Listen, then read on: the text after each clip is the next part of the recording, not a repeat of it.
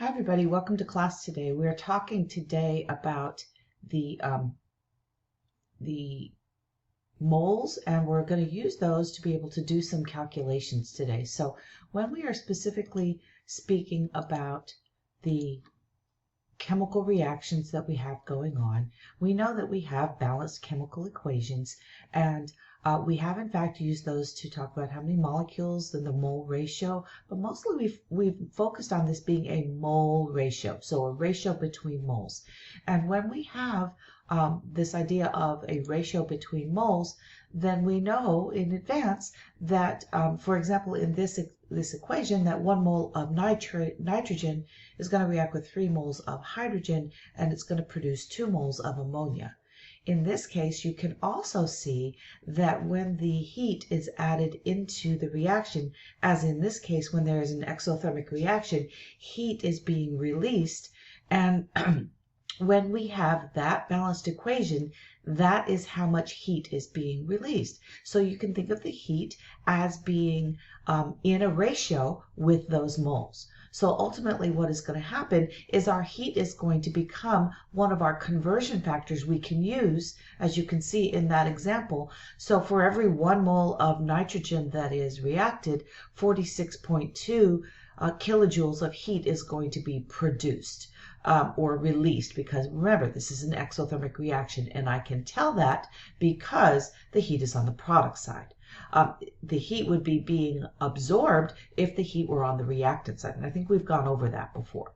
Okay, so if that's the case, if we have this as a chemical reaction, then we also have the ability to look at, okay, well, what about if we have a specific number of moles? So for example, in this case, and in the next case, what if we have, say, 5 moles of hydrogen are consumed? And then we can do basically what amounts to a very simple mole to mole ratio to convert our 5 moles into the amount of kilojoules that will be produced in this case.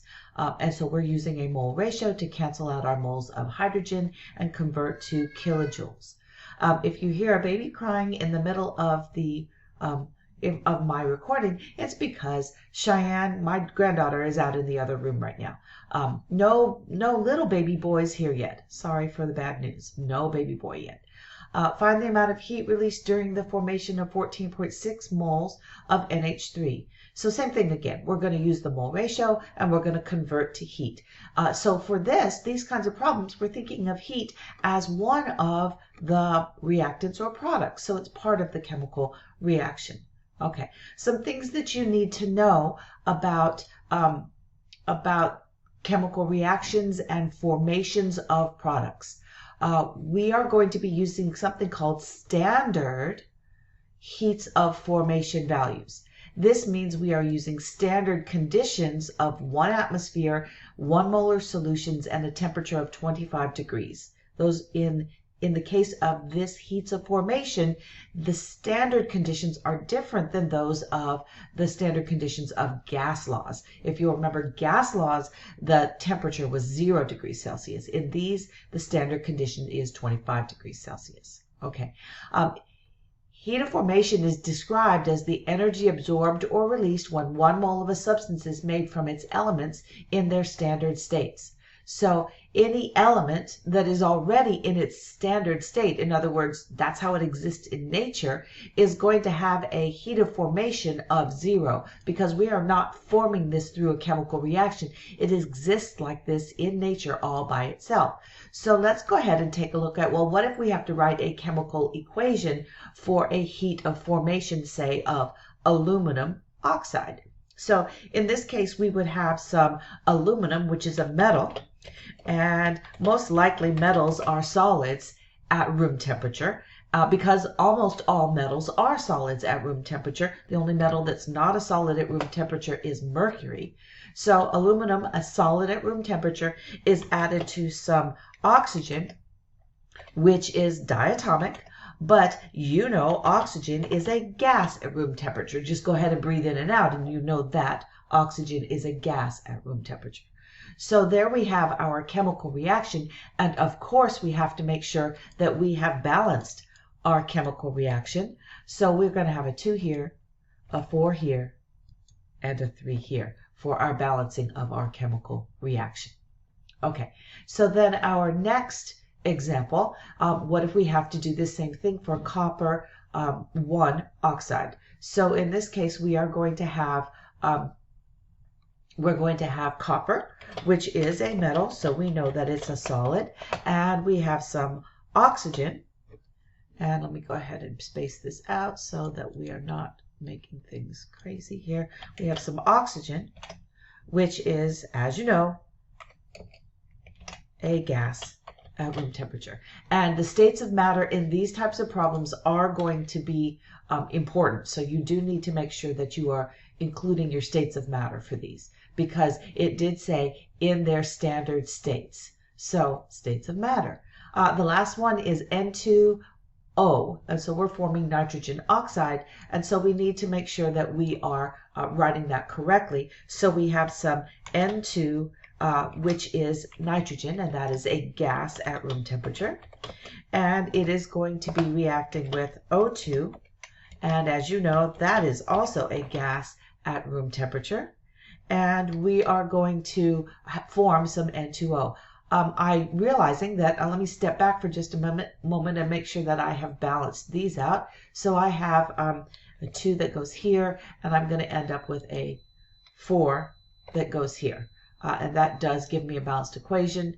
And then here I'm going to have a 2 and 2, so I'm going to need a 2 here and a 2 right here. All right, so those are what we have to do. Once again, we are balancing them. We are writing their formation of those compounds for their chemical formulas of their elements. Okay, so when 1 mole of a substance is made. Okay, so this part here, 1 mole of a substance is made, is somewhat of an issue because we are going to have instead, as you can see, 2 moles, 2 moles, and 2 moles. Okay, and IB is a very big stickler about this. So instead, we are going to reduce this all by dividing each of them by 2. So we would end up with a balanced equation of a 2 here, and a 3/2 here, and a 1 here, so nothing. All right, same thing again, we would end up with a 2 here, a 1/2 here, and a nothing here.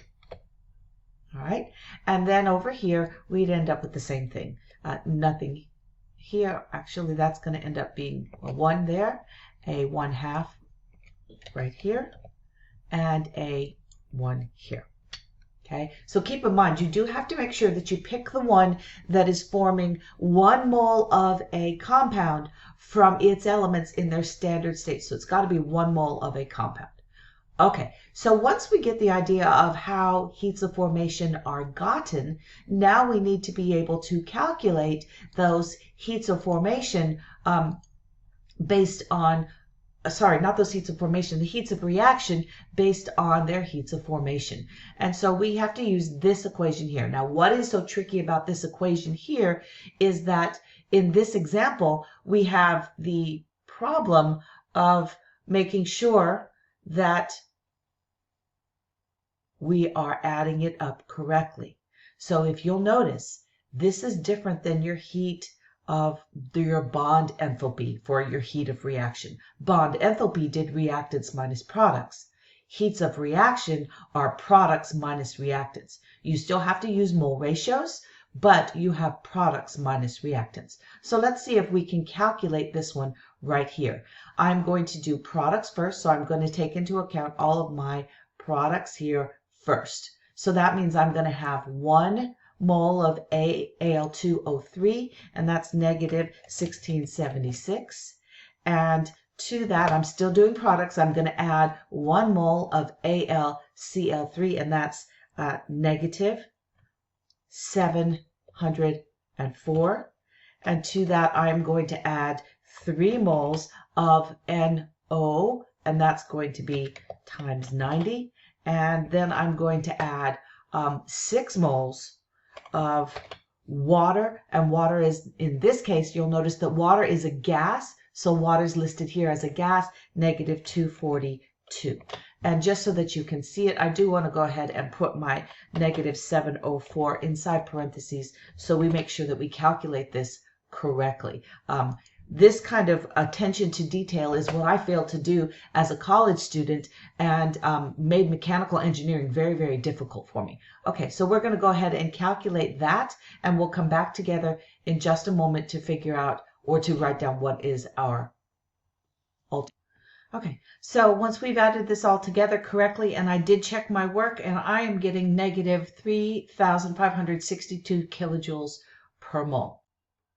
Okay, once we have that, that is our products. And from our products, we are going to subtract the values for our reactants. And you'll notice that we only really have one reactant with a heat of formation value, and that is because that one reactant is a compound that has a value. So we have 3 times negative 295 that we are going to put into our equation. The aluminum, however, does not have a heat of formation because it is formed naturally in nature. So we do not form in the aluminum. It is an element.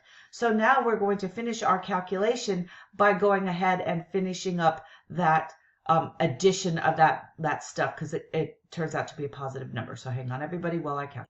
Okay, so I have done my calculation, and you are certainly welcome to check my work, but I end up with negative 2,677 kilojoules per mole in this example. I've got too many K's in there.